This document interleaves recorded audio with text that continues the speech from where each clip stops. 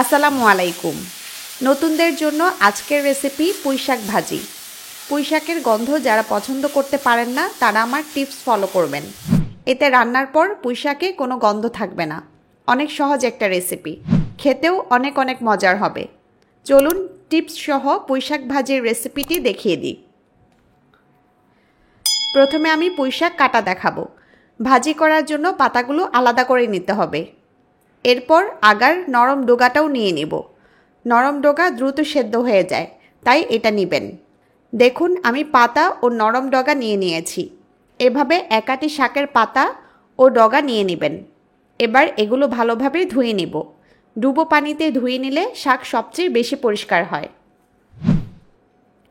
ধোয়ার পর শাক ছোট ছোট করে কেটে নিতে হবে। খেয়াল করুন আমি কিভাবে করছি, খুব সহজ।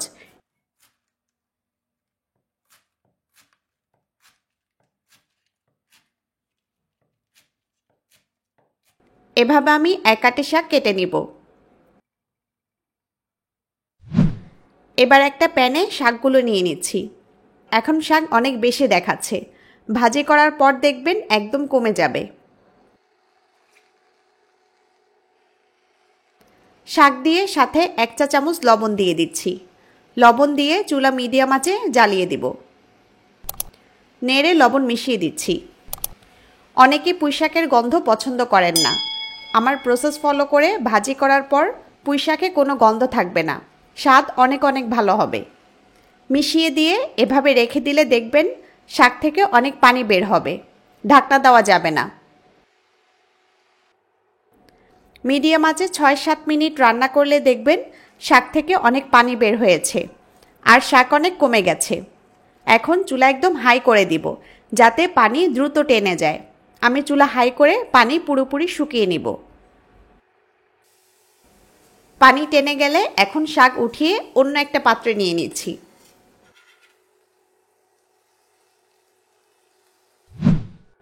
এবার ভাজি করার প্রসেস দেখাবো। একটা প্যানে দিচ্ছি তেল। 3-4 টেবিল চামচ রান্নার তেল দিলাম। চুলা মিডিয়াম আঁচে আছে। তেল গরম হয়ে এলে দিচ্ছি পেঁয়াজ। একটা পেঁয়াজ স্লাইস করে কেটে দিয়ে দিলাম। সাথে দিচ্ছি কিছু রসুন কুচি। দিচ্ছি কিছু শুকনা মরিচ। পেঁয়াজ, রসুন ও শুকনা মরিচ আপনারা আপনাদের পছন্দ মতো কমিয়ে বাড়িয়ে নিতে পারবেন, সমস্যা হবে না। এখন নেড়ে নেড়ে সব কিছু 1-1.5 মিনিট ভেজে নিব। কিছুক্ষণ ভাজার পর এখন শাক দিয়ে দিচ্ছি। সাথে কাঁচামরিচ দিচ্ছি। এবার নেড়ে নেড়ে সব কিছু আরও 1-1.5 মিনিট মিশিয়ে নিলেই হবে। দেখেছেন কত সহজ, ভীষণ মজার পুঁইশাক ভাজি তৈরি। এভাবে রান্না করলে পুঁইশাকের কোনো বাজে গন্ধ থাকবে না, ভীষণ মজা লাগবে খেতে। এরকম অনেক সহজ রেসিপি আমার চ্যানেলে আছে, ঘুরে দেখতে পারেন। আরও কী কী রেসিপি চান তাও জানাতে পারেন। সবাই ভালো থাকুন, সুস্থ থাকুন। আল্লাহ হাফেজ।